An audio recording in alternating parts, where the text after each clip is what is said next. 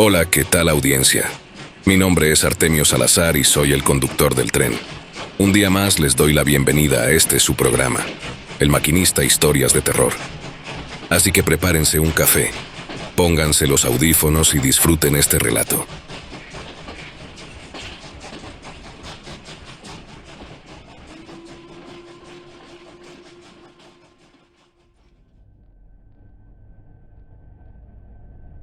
Me llaman el bibliotecario.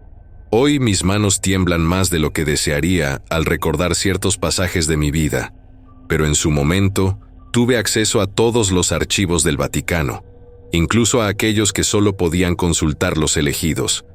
Fue entre esos recovecos olvidados donde la luz casi no llega y el polvo se amontona en capas de siglos, que encontré un libro antiquísimo, casi deshojado, el Codex Tenebris di Sangro. No se trataba de un texto común. Su propósito era claro desde la primera página: compilar toda la información disponible sobre Isadora di Sangro. Cartas, documentos, testimonios de cronistas, notas de cardenales e incluso anotaciones que se atribuyen al Papa de su tiempo estaban reunidas allí, como si alguien hubiera querido preservar un secreto que nunca debía salir a la luz. Desde el primer momento en que lo abrí, comprendí que estaba ante algo prohibido y peligroso.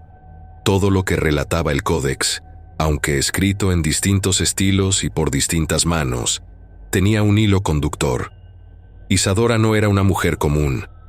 Su nacimiento, su vida y sus actos parecían ser consecuencia de un poder que se manifestaba a través de un pacto antiguo, mucho más viejo que su propia familia.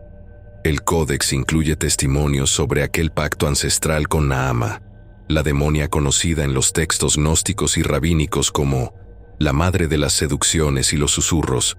Los fragmentos que leí describen cómo, siglos antes del nacimiento de Isadora, la familia Di Sangro había sellado un acuerdo con esa entidad. Uno de los fragmentos, atribuido al brujo, dice así: «Jamás había presenciado ceremonia semejante. He guiado rituales y tratado con entidades menores, pero lo que vi aquella noche con Luciana Di Sangro sobrepasó toda experiencia conocida. Ascendí al monte con Luciana y la cabrita recién parida. Sobre el altar dispuse las crías y marqué con ceniza y sangre de hierbas los símbolos que los antiguos enseñaron. Luciana sostuvo el relicario que contenía los nombres de las futuras hijas de su estirpe. Pronuncié las palabras en la lengua que los hombres olvidaron, llamando la atención de la entidad. Entonces surgió la sombra, se posó sobre la cabrita madre y penetró en su carne. La bestia emitió un grito que no era de este mundo, y sus ojos se encendieron en rojo vivo, como brasas que traspasan la carne y la voluntad. Luciana habló con voz firme, fría y decidida. Ofrezco a mi descendencia para servir tu voluntad. Cada hija marcada será conducto y obedecerá sin vacilar. Pero escucha bien, no será un sacrificio en vano. A cambio, exijo protección absoluta sobre mi linaje, prosperidad que ni la ruina de los siglos podrá arrancar, y el reconocimiento de mi sangre ante los ojos de aquellos que se atrevan a desafiar tu poder. Y si alguno osa torcer el camino que hoy sellamos, que la desolación caiga sobre su nombre». La voz surgida del animal, voz de Naama, resonó con múltiples tonos simultáneos, profundo y terrible. «Acepto, tus demandas serán cumplidas. Quien quebrante el pacto sufrirá desaparición y ruina. Tu linaje quedará marcado y vigilado por mí». Tracé el signo sobre la frente de Luciana, sellando el acuerdo. Cada línea se imprimió con rigor, como si mi propia carne sintiera el peso de la voluntad que llamábamos y conteníamos. La sombra se retiró, y la cabrita quedó tendida, respirando con dificultad, pero con los ojos rojos, fijos, conscientes. Nada más se necesitó. El pacto estaba consumado. Yo, brujo, fui testigo de aquello que ningún hombre común podría comprender. La manifestación de la voluntad que recorrería generaciones estaba sellada en ese instante. Otro fragmento, fechado varios años después, proviene de un historiador que recopiló relatos de testigos presenciales de distintos linajes vinculados a los Disangro. Se aseguraba que cada generación debía entregar a la primera hija marcada, la que naciera portando la señal de la entidad. La niña sería instruida desde pequeña, su vida condicionada por la obligación de ser conducto, y cualquier desviación podría traer calamidades a toda la familia. Los ancianos lo recordaban con temor, y quienes dudaban eran eliminados de los registros o desaparecían sin dejar rastro. Tras leer esos fragmentos, comprendí que el nacimiento de Isadora no fue un accidente.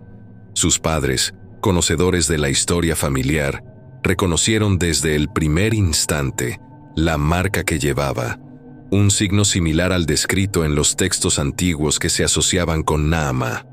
El códex transcribe la reacción de su madre y su padre, escrita por un cronista cercano a la familia. Cuando la niña nació, los padres observaron la señal que portaba en la piel, una marca que coincidía exactamente con las indicaciones de los documentos que nos preceden. Susurraron entre sí, conteniendo el miedo y la reverencia. Sabían que aquel nacimiento no era común, que la criatura estaba destinada a ser la primera marcada de su generación, el conducto de una voluntad que no podía comprenderse plenamente. No hay duda en los fragmentos. Isadora nació con un propósito que trascendía su propia existencia. La familia, consciente del pacto antiguo, preparó su educación y sus primeras enseñanzas de manera que nunca dudara de su rol. Lo que los documentos muestran es inquietante. La niña comprendía escrituras que ningún maestro podía explicarle y mostraba una percepción que rozaba lo sobrenatural. No era un prodigio natural, era la primera manifestación de un pacto sellado siglos atrás. El códex también incluye cartas enviadas por la familia Disangro a religiosos cercanos y aliados, pidiendo discreción y describiendo la importancia del nacimiento. Nuestra hija ha nacido bajo la marca de lo impío. Protegedla y permitid que su destino se cumpla. Su vida no es humana, y su camino debe permanecer oculto hasta que comprenda la magnitud de su deber. El pacto antiguo la reclama, y la familia no puede actuar en contra de lo que se selló hace generaciones. Al leer estos textos, comprendí que la razón por la que la Iglesia tenía miedo de Isadora no se limitaba a su capacidad de influir en los hombres poderosos, sino a que era la manifestación viva de un pacto con fuerzas que escapaban a la comprensión humana. La entidad que la familia había invocado siglos atrás tenía la intención de actuar mediante ella, y nadie podía predecir hasta dónde llegaría su influencia. La mezcla de conocimiento prohibido, linaje familiar y marca ancestral la convertía en una mujer que trascendía las leyes humanas, una fuerza silenciosa que podía alterar decisiones del Vaticano sin que se advirtiera públicamente. Isadora, en su infancia, no era una niña común. Los tutores asignados por la familia para educarla pronto se enfrentaron a lo inexplicable.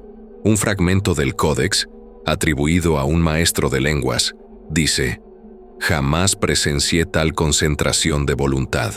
Intenté enseñarle signos ya olvidados y símbolos que creí destinados a desaparecer, mas ella los comprendió con un asentimiento mínimo, corrigiendo mis trazos, anticipando mis explicaciones». Al día siguiente caí enfermo con fiebre y temblores, sin remedio alguno. No se trataba de simple prodigio. Era una percepción que sobrepasaba la capacidad humana. Otro tutor, encargado de enseñanzas rituales menores, documentó su experiencia con tono asustado. Durante años he enseñado los eventos que precedieron a nuestra era cristiana, la caída de Roma y la llegada de los pueblos bárbaros, confiando en los textos y crónicas que la tradición nos legó. Aquella tarde, al relatar la incursión de los visigodos y la supuesta huida de ciertos senadores, Isadora interrumpió con una exactitud que no podía provenir de ningún libro conocido. Señaló omisiones, corregía fechas y detallaba nombres de personajes que los manuscritos olvidaron o tergiversaron. Su voz era firme, sus correcciones impecables, y la certeza con la que hablaba borraba toda duda. Comprendí que no estaba frente a una niña, estaba ante un juicio sobre la historia misma. Mi autoridad se desmoronó sin esfuerzo, y un frío temor me recorrió el cuerpo. Nunca había presenciado a alguien tan joven dominar hechos que incluso yo creía incuestionables. Los incidentes no se limitaban a enfermedades.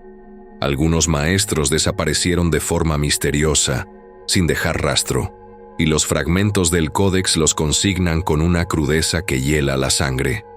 Maestro Carlo, que intentó enseñarle los principios de la adivinación menor, fue hallado ausente al amanecer siguiente. Su aposento permanecía intacto, sus libros cerrados y su ropa doblada como si nunca hubiera existido. Solo el silencio y la sensación de que algo se había movido entre nosotros permanecían. Incluso los animales reflejaban el efecto que Isadora tenía sobre su entorno. Los caballos permanecían dóciles cerca de quienes seguían sus indicaciones, pero relinchaban violentamente y trataban de huir si un tutor se atrevía a corregirla o dudar de ella. Los perros de la villa se mostraban tranquilos junto a los que reconocían su autoridad y agresivos frente a los que osaban desobedecer. Un fragmento del códex describe un incidente con un gato. El animal, acostumbrado a la mansedumbre, bufó y arañó a quien discutiera con ella. Mas si uno de los tutores se inclinaba ante su mirada, el mismo gato se acurrucaba a sus pies, como reconociendo su autoridad. Lo que los maestros no comprendían, los cronistas lo consignaban con precisión. Isadora no imponía fuerza, su presencia bastaba. Los tutores aprendieron rápidamente que cualquier intento de enseñarle con rigidez o tratar de dominarla provocaba incidentes que escapaban a la explicación humana. Incluso quienes se mostraban obedientes aprendieron que el poder de Isadora no era negociable. Cada gesto suyo, cada palabra silenciosa, regulaba la atmósfera, los animales y la disposición de los maestros. El códex es enfático en recalcar que no se trataba de magia común o capricho. Era una fuerza que se manifestaba a través de ella y que no podía ser desafiada sin consecuencias.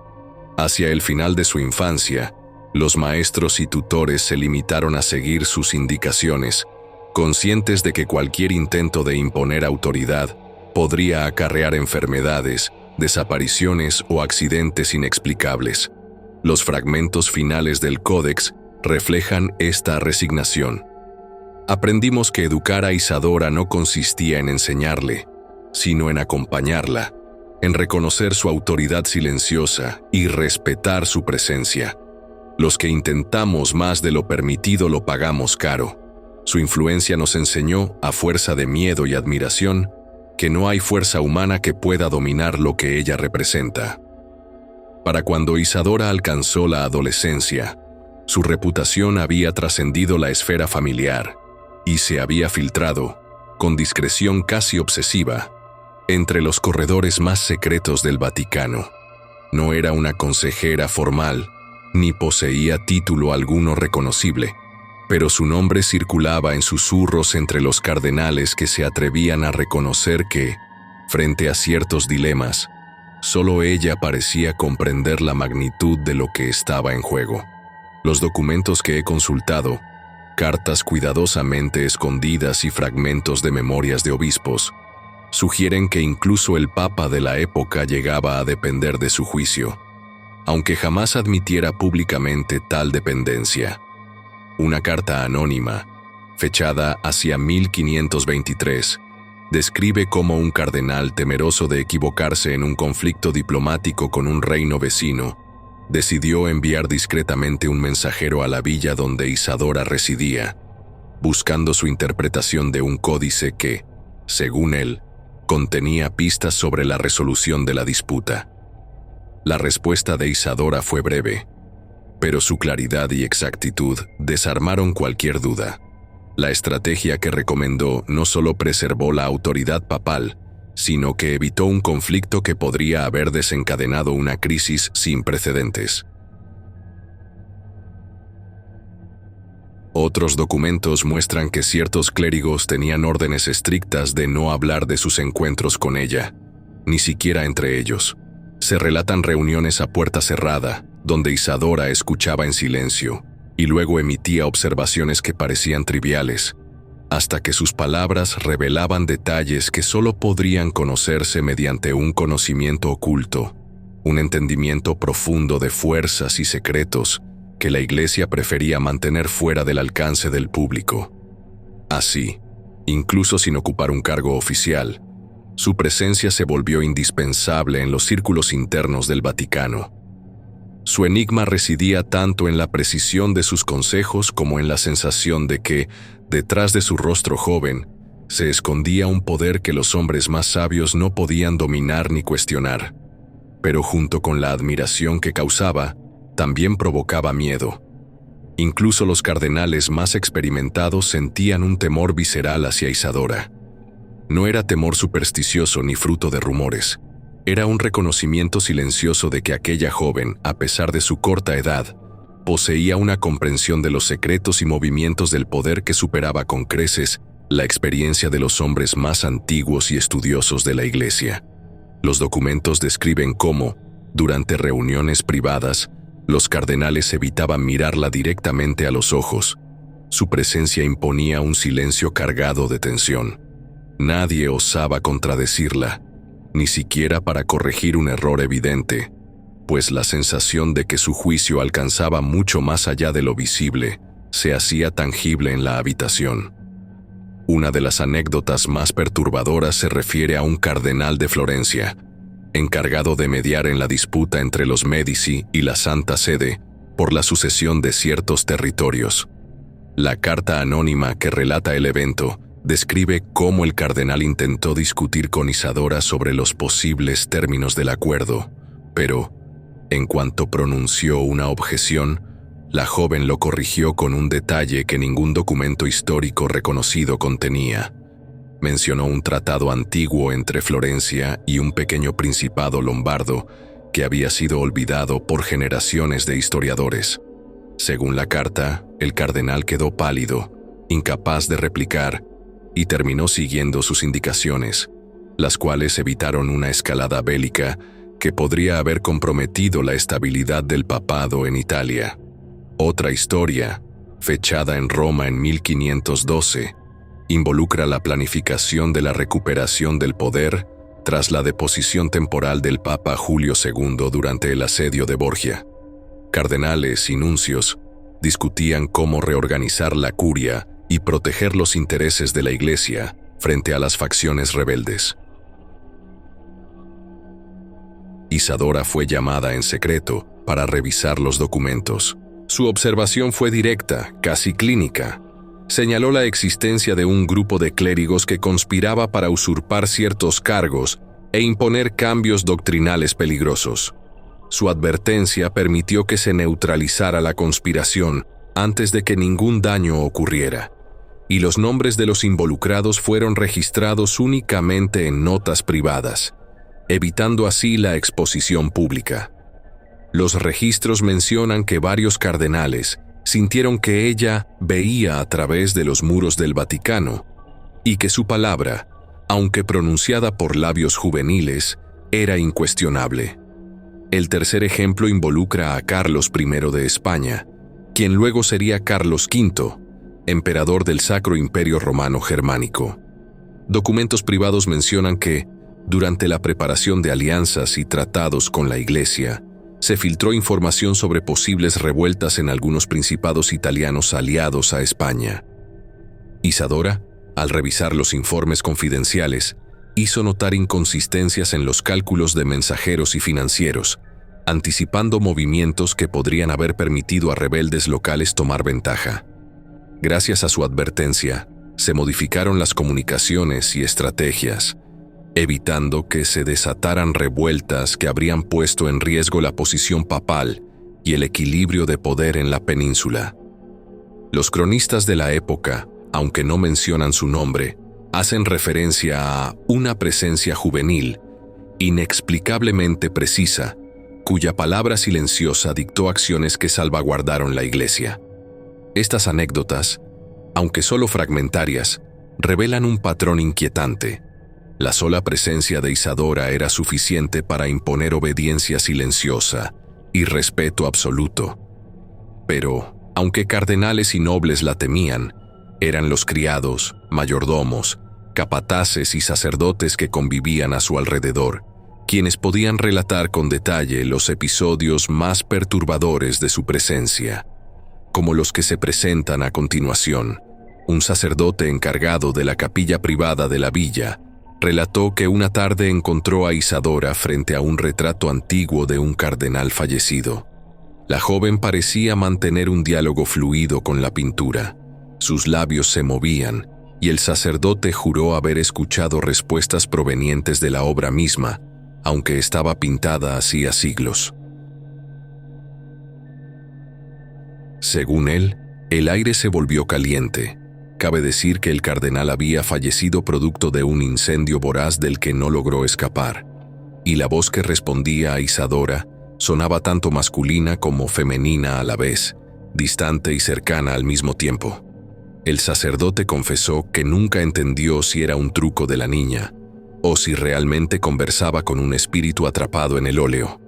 Un cocinero de la villa relató que ciertas noches Isadora se sentaba frente a la mesa mientras los criados preparaban festines completos. Sin embargo, ella nunca probaba los alimentos. Aún así, algunos comensales juraron que los platos parecían consumirse lentamente ante su presencia. Pan seco se volvía gomoso, líquidos cambiaban de color y carne cruda parecía marchitarse en cuestión de minutos. Nadie entendía cómo podía suceder algo así. El cocinero afirmó que incluso los sirvientes que se atrevían a probar la comida después sentían un malestar inexplicable y escuchaban murmullos apenas perceptibles, como si los ingredientes mismos hablaran en voz baja secretos prohibidos.